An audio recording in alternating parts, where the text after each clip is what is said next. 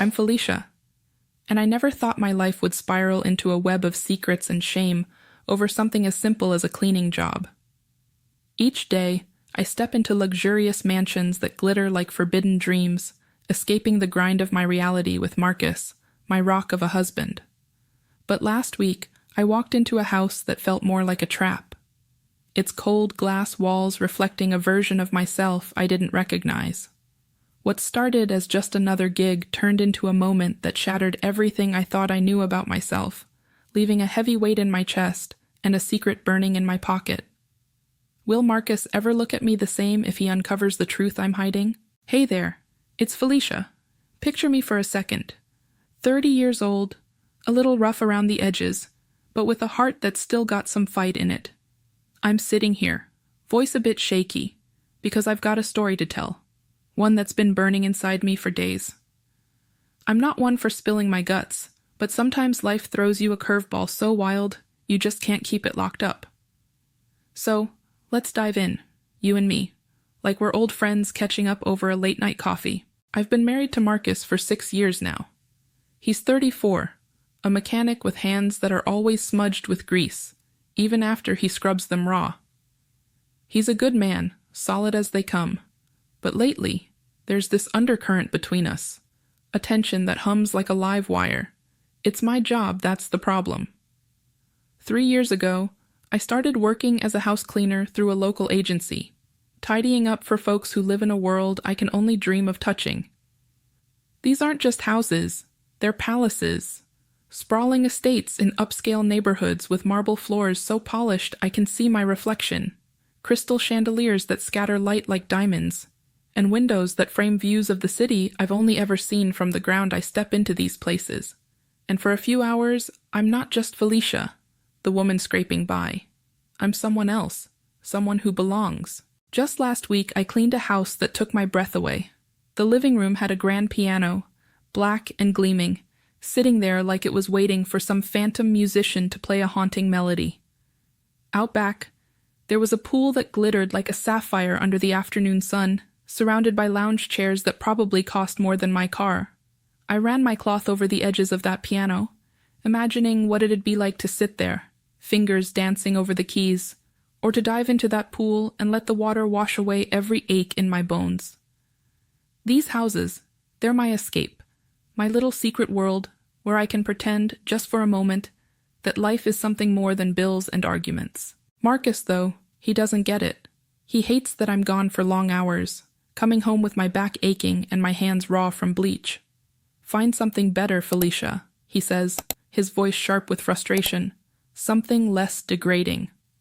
I roll my eyes when he starts in on me, brushing him off with a half-hearted laugh. But deep down, his words sting. I don't tell him how much I crave those stolen moments in those mansions. How they're a lifeline, when everything else feels like it's closing in. We've had our share of late-night spats about it, words flying like sparks, but I'm not ready to let go of this job. Not yet. But that's not what I really want to talk about. So, here I am, pulling up to this new client's place, just as the morning light is starting to fade behind a wall of clouds. I'm driving my beat-up sedan, the engine grumbling like it's as tired as I am, and I can't help but stare as the house comes into view. It's a modern beast of a mansion, 3 stories of glass and steel, sharp edges cutting into the sky like it's daring the world to challenge it. It sits on the outskirts of the city, surrounded by towering pines that seem to swallow up any trace of sunlight. The isolation hits me hard. There's not another soul or house in sight, just the whisper of wind through the trees and the crunch of gravel under my tires. My gut twists a little, a flicker of unease, but I shake it off. I've cleaned in weird places before. This is just another job. I park near the sleek black driveway and pop the trunk to grab my cleaning supplies. The agency said this would be a quick gig. Floors and windows, nothing too heavy. I figure I'll be in and out in a couple of hours. Back home before Marcus starts wondering where I am.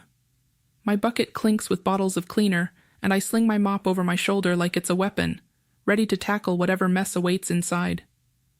The air out here feels heavy, though, thick with the scent of pine, and something I can't quite place, like the world is holding its breath. As I approach the front door, A massive slab of frosted glass framed in cold metal. It swings open before I even knock. 5 guys stand there, all in their late 20s to early 30s, dressed down in jeans and t-shirts. But there's something about them that sets my nerves on edge. They've got this confidence, this vibe that doesn't match the casual clothes, like they're playing a part. The one in front, who I'll call Jake, steps forward with a smile that's all sharp edges, his jawline carved like stone, and his blue eyes piercing right through me. He's clearly the one in charge, his voice smooth as he says, "Hey, you must be the cleaner. Come on in." Then there's Ryan, hanging back with a sly smirk that makes me feel like he's sizing me up, not saying much, but watching plenty. Ethan's the opposite. All grins and chatter, cracking jokes about how they're hopeless at keeping a place tidy, though his laughter feels forced. Caleb barely looks at me, his gaze intense and unblinking, like he's studying every move I make. And Travis, well, he's a giant, built like he could bench press my car, towering over me with arms crossed. Not hostile, but not exactly welcoming either. They tell me they're just renting the place for a few days, passing through the city on some kind of business. When I ask what kind, Jake waves a hand vaguely, muttering something about consulting. But the way his eyes flicker tells me he's not about to share the real story. I nod, keeping my face neutral, but my mind's already racing with questions I know I won't ask. I just want to get to work and get out of here. But as I step inside, the cold air of the house wraps around me, and I can't shake the feeling that I've just walked into something I don't fully understand. Jake leads me through the entryway, his boots echoing on the polished concrete floor, and stops by a small table near the staircase. He turns to me with that same sharp smile and says, "Before you start, we've got something for you to wear while you work. Makes things official." I raise an eyebrow, figuring it's some kind of apron or branded shirt. Some clients are weird like that. But when he hands me the folded bundle of fabric, my stomach drops. It's a uniform, all right, but not the kind I'm used to. It's a maid outfit, black with a crisp white apron tied around the waist, the skirt so short it barely reaches mid-thigh.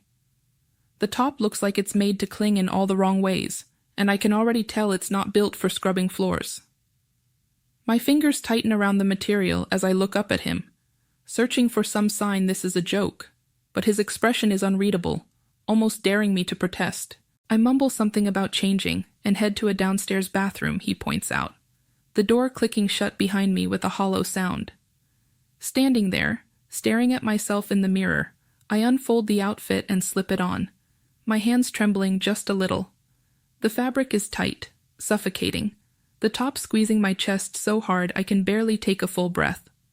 The skirt rides up with every move, and I tug at it uselessly. Feeling my cheeks burn with shame, I don't even want to look at myself too long, but I catch a glimpse of my reflection. My eyes wide, my face flushed, like I'm someone I don't recognize. I take a deep breath, or as deep as this thing allows, and step out, my sneakers squeaking on the tile as I try to keep my head down. The second I'm back in the main room, I hear it. The low rumble of laughter from the 5 of them.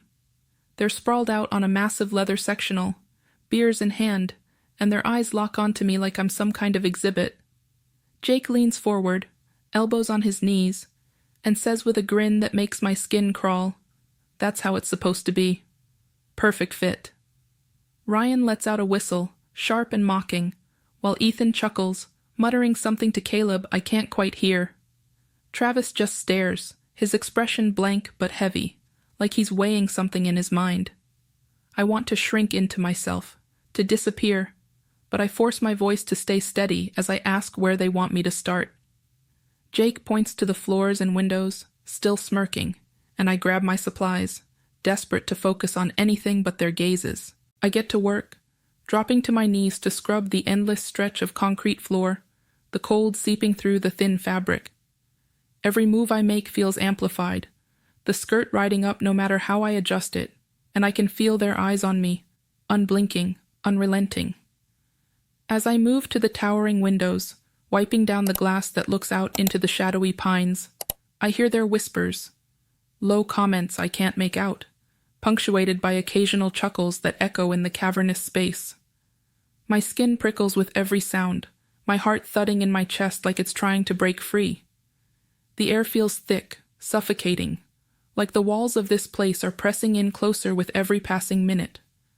I tell myself I should walk out, just grab my stuff and leave. Consequences be damned. But something holds me here. Maybe it's the money I know I'll get at the end. Maybe it's a twisted kind of curiosity about how far this will go. Or maybe it's just plain fear of what they'd do if I tried to bolt. So I keep working. My hands. It's Felicia again. I'm not sure how to even start unpacking what's weighing on me right now, but I've got to get it out, even if my voice cracks while I do. About an hour after everything shifted in that cold steel and glass mansion, I find myself stepping out of an upstairs room, my legs shaky, like they might give out beneath me. There's a hollowness in my chest, a void that seems to swallow every thought, every feeling, leaving me detached, like I'm watching myself from somewhere far away. My hands tremble as I clutch the wad of cash. $1,000, more than I've ever held at once. I stuff it into my bag with quick, jerky movements, the bills crinkling under my fingers, feeling heavier than they should. It's not just paper, it's a weight on my soul, a reminder of a choice I made that I can't take back. The house feels even colder now, if that's possible, the air biting at my skin as I descend the stairs, each step echoing in the vast, empty space. Downstairs, the men are still there, lounging on that massive leather sectional, their laughter rolling through the room like thunder.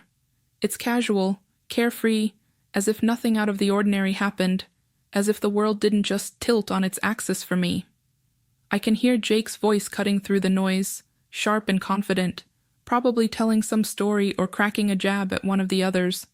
Ryan's sly chuckle follows, and Ethan's louder, forced laugh grates on my nerves. I don't look at them. I can't. I keep my eyes on the floor, on the polished concrete that still shines from my earlier scrubbing, and head straight for the downstairs bathroom to change. Inside, I lock the door behind me, the click sounding louder than it should in the silence of my own head.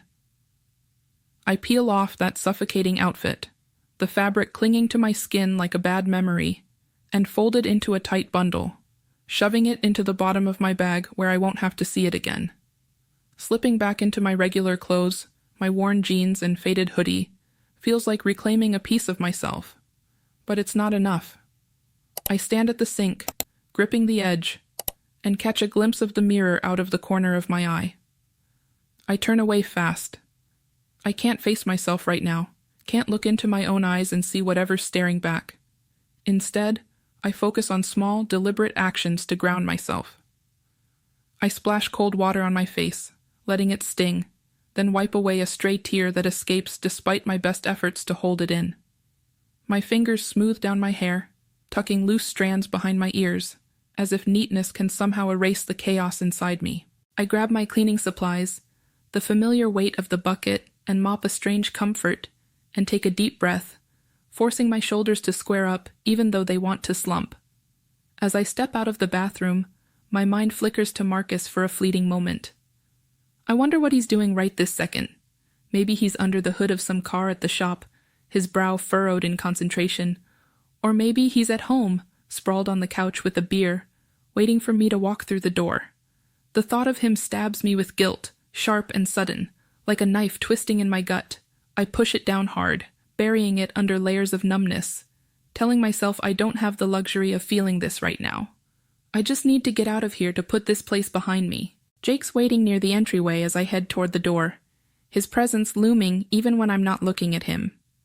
He holds out an extra $100 bill, his fingers brushing mine as he hands it over with a wink that turns my stomach.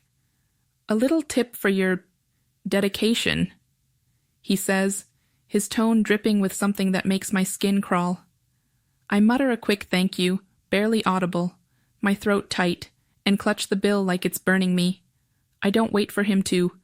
It's Felicia here, and I'm still reeling as I pull into the driveway of our little apartment, the engine of my old sedan coughing, like it's as worn out as I am. The weight of that cash in my bag feels like a brick, pressing down on me with every step I take toward the door. I fumble with my keys, the metal cold against my trembling fingers, and push the door open. The familiar creak of the hinges greets me, along with the faint hum of the TV in the living room. I step inside, and there's Marcus, sprawled on our sagging couch, his work boots kicked off by the coffee table. The smell of motor oil clings to him, a scent I've come to associate with home, with safety. But tonight it just makes my stomach churn. He looks up, his dark eyes catching mine, and gives me that half smile of his, the one that usually melts away my stress. "Hey babe, how was your day?" he asks, his voice rough from a long shift at the shop. I force a smile, but it feels like it's cracking at the edges, brittle and fake. My throat tightens as I try to keep my tone light, but my voice betrays me, splintering as I mumble, "Fine, just a long day." I can't meet his gaze. I turn away too quickly, busying myself with dropping my bag on the counter, feeling the hidden weight of those bills like they're screaming to be noticed. I keep my back to him, pretending to fiddle with something in the kitchen, anything to avoid those eyes that always seem to see too much. I hear the couch creak as he shifts, probably watching me with that quiet intensity he has when he knows something's off. Dinner is a quiet affair, just the two of us at our scratched-up kitchen table, the kind of furniture that's seen better days but still holds us together somehow. We're eating leftover spaghetti, the sauce a little too watery from being reheated, the noodles clumping together on my plate. I twirl my fork aimlessly, pushing the food around more than eating it, my appetite buried under the avalanche of guilt that's been building since I left that mansion across from me. Marcus takes a bite, his fork scraping against the plate, the sound grating on my frayed nerves. My bag sits on the counter just a few feet away, and I swear I can feel the heat of that money radiating from it, like it's a living thing, taunting me with its presence. Every so often, my eyes dart to it, then snap back to my plate, hoping he doesn't notice the way I'm unraveling right in front of him. He does, though. Of course he does. Marcus sets his fork down, leaning back in his chair, his brow furrowing with that familiar concern that always makes my chest ache. "You okay, Felicia? You seem off," he says, his voice low, searching. My heart lurches, panic clawing its way up my throat like a wild animal. I swallow hard, forcing out a lie that tastes bitter on my tongue. "I'm just tired, that's all. Long day, like I said." I try to smile again, but it's a weak attempt, and I know he's not buying it. I can feel the heat of his gaze, like it's peeling back the layers I've tried so hard to build around myself, exposing everything I'm desperate to hide. I'm terrified that he can see it. The truth, the shame, the secret I've buried under forced smiles and clipped words. Every time his eyes linger on me, it's like he's reading a story written across my face, one I can't erase no matter how hard I try. I shift in my seat, my fingers tightening around my fork until my knuckles pale, willing myself to hold it together. The silence between us stretches, heavy and suffocating, broken only by the faint drip of the kitchen faucet that we've never gotten around to fixing. I want to scream, to spill everything, to let the weight of it all crash down and see if he'd still be sitting there looking at me like it's Felicia again. And I'm sitting here, a week after that day at the mansion, still feeling the echoes of what I did ripple through every quiet moment. 7 days have passed, but it might as well be a lifetime with how heavy it's sitting on me. Marcus is still Marcus, going about his routine, coming home with that familiar smell of motor oil on his clothes, cracking open a beer after a long shift at the shop. He hasn't noticed anything different, not on the surface at least, and I'm grateful for that. But every time he goes quiet, just staring off into space, or when his eyes linger on me a little too long across the dinner table, my heart skips a beat. I'm paranoid, jumping at shadows, wondering if he's piecing something together, if he can somehow sense the secret I'm carrying like a stone in my chest. I force a smile, crack a casual remark about the weather or his day, anything to fill the silence before it suffocates me. But inside, I'm a mess of nerves waiting for the other shoe to drop. I've changed in small ways I don't think he's picked up on yet, but I feel them like they're branded into me. That money, that $1,000 plus the extra tip, it's hidden now, tucked away in a beat-up old shoebox I shoved under our bed every night. When the apartment is dark and Marcus is snoring softly beside me, I lie there, wide awake, thinking about it. I can almost feel it through the mattress, like it's pulsing with a life of its own, a constant reminder of the choice I made. I've checked on it more times than I can count, sliding the box out just to make sure it's still there, running my fingers over the crinkled bills as if touching them might somehow make the guilt disappear. It doesn't. If anything, it makes it worse.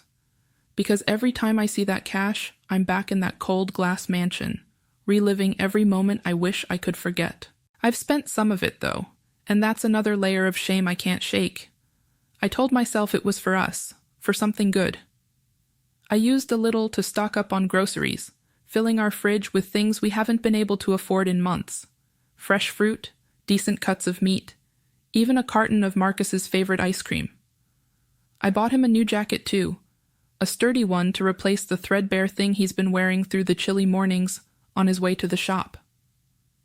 When I handed it to him, his face lit up, that rare, genuine grin spreading across his features as he pulled it on and thanked me with a quick warm kiss on the forehead. "Where'd you get the money for this?" he asked, casual as anything, and I nearly choked on my own lie, mumbling something about a bonus from the agency. He nodded, accepting it without question, but I felt like I was sinking, drowning in the weight of my own deception. I keep telling myself it's for us, that I did what I had to do to make our lives a little easier. But the guilt gnaws at me, sharp and relentless, whispering that I've tainted everything with that money. I'm on edge all the time now, more than I ever used to be. Every time the phone rings, my stomach drops and I freeze, staring at the screen like it's a live grenade. I'm terrified it's the agency, calling with another job at that house, or worse, that it's Jake or one of the others, their voices slithering through the line with another offer, another test of how far I'm willing to go. I let it ring sometimes, too scared to pick up, only checking the voicemail later with my breath held tight in my chest. So far, it's just been routine calls, bill reminders, a message from Marcus's mom. But the fear doesn't ease up. It's like I'm waiting for the inevitable, for the moment when that mansion pulls me back in, and I don't know if I'd have the strength to say no if the price was right. Yesterday, don't forget to subscribe, like, and comment if you enjoyed this story.